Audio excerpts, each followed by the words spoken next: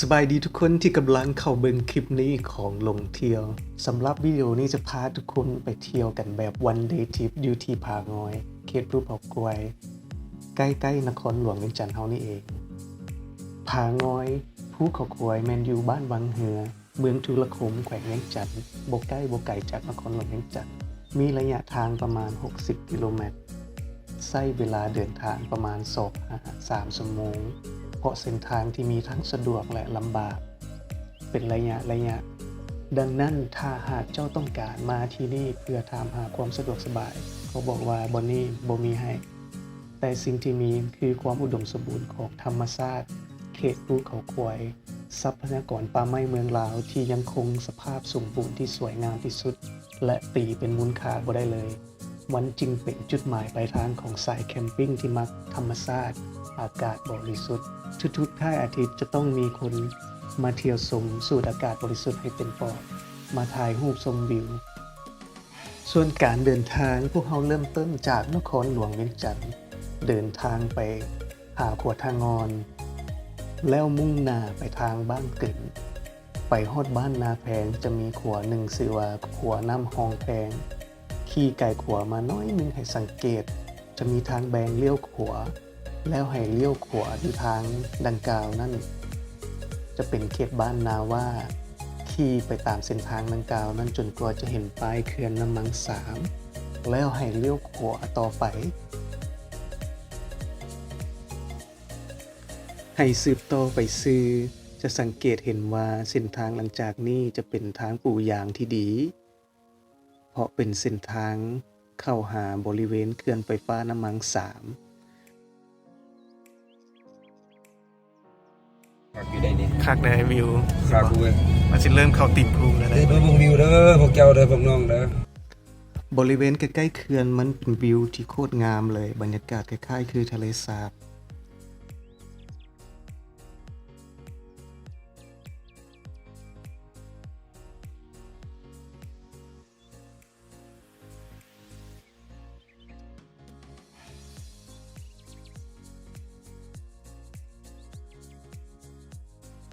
นั่งชมความงามบรรยากาศของธรรมชาติได้บ่พอเท่าใด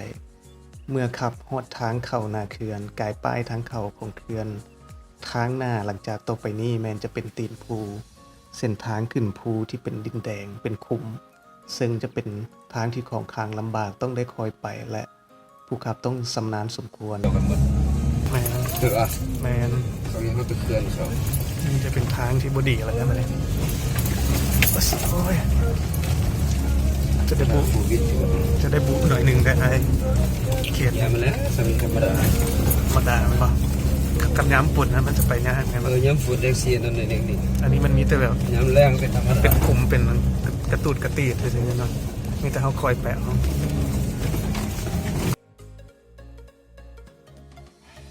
ขี่เลียบไปตามภูเรื่อยๆใช้เวลาหลายนาทีนานสมควรต้องได้คอยไปและซูเปอร์ต้องได้ใช้ทักษะความชำนาญหลายเติบ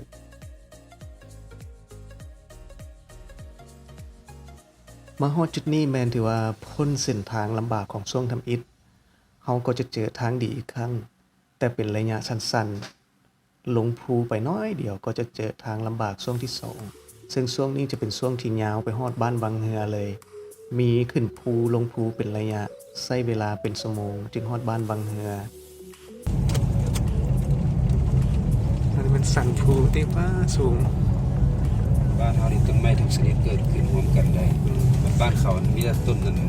บางชนิด มีอัน มีแค่2-3อย่าง สองสหายนี่คือว่านอนคักแทบนะ มันสิไปปิ้งว่ะ เอาหมดแหละทางยางมันมีแต่นี้โอ้ยดอกมาบุ One hour later. ด้วยทางที่โหดหลายช่วงดังนั้นเฮ็ดให้การถ่ายภาพวิดีโอเส้นทางบ่สามารถถ่ายได้รถจะสั่นตลอดเวลาขอตัดภาพมาอยู่ที่บ้านวังเฮือเลย เอาไว้เป็นท่องเที่ยวเดี๋ยวงามนี่แล้วมันมีต้นไม้ใหญ่นะงามนะต้นไม้ใหญ่คู่กับโขดหินสิครับเอาของน้ำมันยังมายองอยู่เทิงพุ่น มันก็ดีตัวสะอาด โอ้แล้วมันสิลงไส ฮะเอามันก็มีหูเขาก็มีจอบาดาลเนาะ โอ้ เอา มันอยู่สูงแล้วสะคอมันย่องอยู่สูงเขาจะบ่มันจะค่อยอันนั้นลง จากจุดเขตตลาดนี่เมื่อมาฮอดนี่ถ้าบ่ฮู้ทางไปต่อก็ให้ถามประชาชนแถวนั้นก็ได้ แต่ปัจจุบันจะสังเกตได้ง่ายเพราะจากแยกบนเดินตลาดของบ้านฮันแมนจะมีทางปลูกยางขึ้นไปหาจุดชมวิวผางอยภูเขาควาย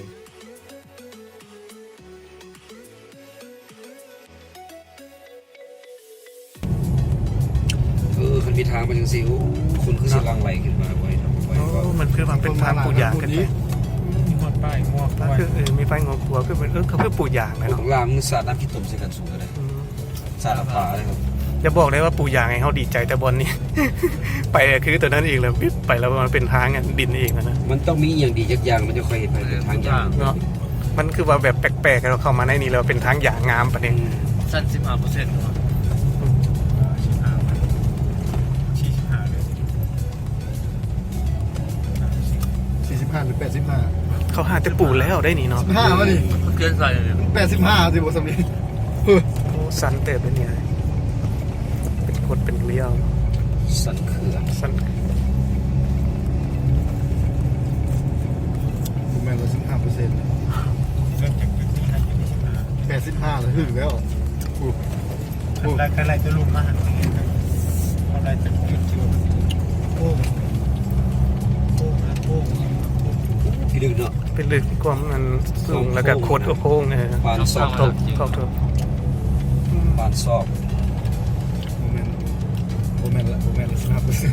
อืม เด้เบิ่งป้ายก็ฮู้เด้ เป็นทางยางไป ทางสิ เนาะเอาไปจังซี่แล้วโอ้คากหลายนี่ คันมันเป็นหนังซีตั้งตอนมาถ้าบีทเนาะบอลมันเป็นอันคดๆสูงๆหลายๆบอลพูนะโอ้ คนคือสิญาติกันมาเนาะคันว่ามาไม่เฮ็ดได้จังซี่นะ เนาะมา คนคือสิญาติกันมาเที่ยวมาหยังนี้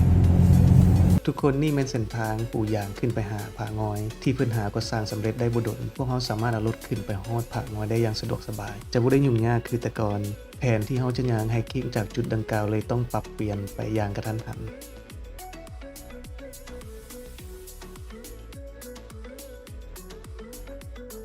เดี๋ยวมีป้ายไปผางอยได้ ทางไปผางอยได้ไอ้ป้ายมันตัวนั้นมันน่าจะเป็นค่ายบอก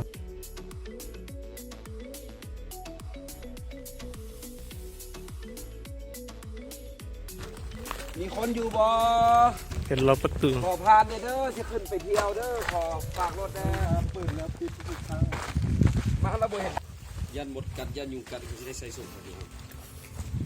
บอลเก็บเงินเป็นเก็บเงิน โอ้เพิ่นขึ้นเป็น 5,000 เลยได้อันหลังจากใช้เวลาไปประมาณ 2-3 ชั่วโมง ในที่สุดพวกเขาก็มาฮอดมาถึงผางอย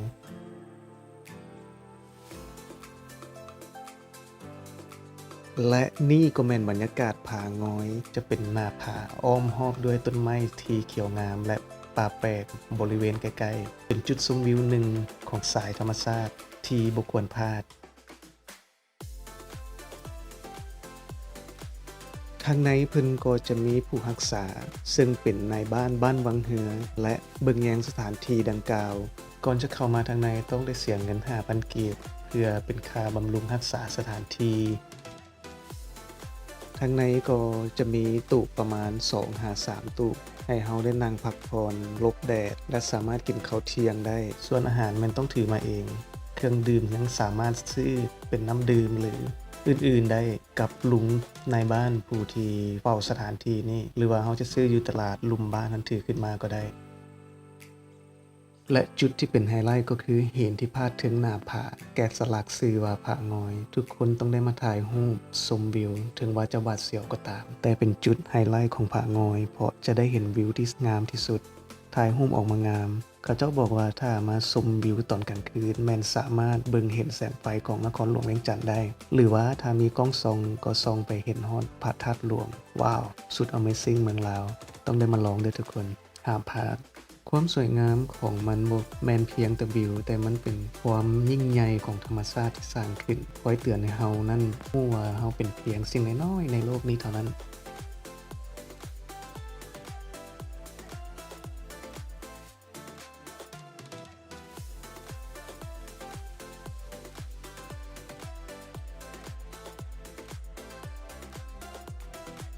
และนี่ก็เป็นการสรุปทริปเที่ยว1 วันที่ผางอยกับประสบการณ์เส้นทางที่ยากจะลืมการได้เฮ็ดกิจกรรม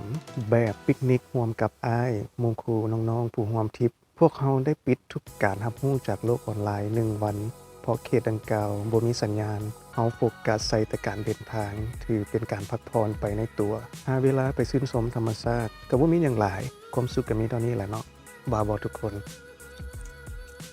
สุดท้ายนี้อยากจะบอกทุกคนว่าการพักผ่อนของแต่ละคนนั้นมันบ่คือกันบางคนมักไปเที่ยวห้านเหล้าห้านเบียร์หรือเที่ยวธรรมชาติภูผาทะเลน้ำตกและบางคนก็เพียงแต่ได้นอนอยู่บ้านก็ถือว่าเป็นการชาร์จแบตให้ร่างกายตัวเองได้แล้วแต่สำหรับข่อยเมื่อเฮ็ดเวียกเมื่อยการชาร์จแบตให้ร่างกายหรือการพักผ่อนที่ดีแม้นจะบ่ได้นอนอยู่บ้านพักผ่อนจะหาสถานที่เที่ยวที่เป็นการพักผ่อนเพราะบางครั้งการนอนอยู่เฮือนพักผ่อนมันก็บ่ได้เฮ็ดให้เฮาเซาเมื่อยกับเวียกงานหรือการใช้ชีวิตในยุคปัจจุบันเท่ากับการที่เฮาได้แบ่งเวลาออกไปเฮ็ดในสิ่งที่เฮามัก work life balance บ่จำเป็นจะต้องมีเงินร่ำรวยเพียงแต่พาสังขารเฮาออกไปในบอนที่เฮาอยากจะไปเท่านั้นเองนี่แหละความสุขของคนเฮาควรเห็นคุณค่าของเวลาเมื่อแก่ตกไปเฮาอาจจะบ่สามารถเที่ยวในรูปแบบนี้ได้คือเก่าหาโอกาสเที่ยวให้ธรรมชาติบำบัดจิตใจร่างกายเพื่อกลับไปสู่ชีวิตสู่เวียกสู่งานหาเงินใช้ชีวิตต่อไปก่อนจบวิดีโอนี้ต้องบอกว่าขอบใจทุกคนที่เบิ่งแต่ต้นจนจบหวังว่าจะเป็นข้อมูลที่ดีหรือเป็นแรงบันดาลใจน้อยๆให้กับคนที่อยากจะเที่ยวฝากติดตามทริปต่อไปในเด้อขอขอบใจ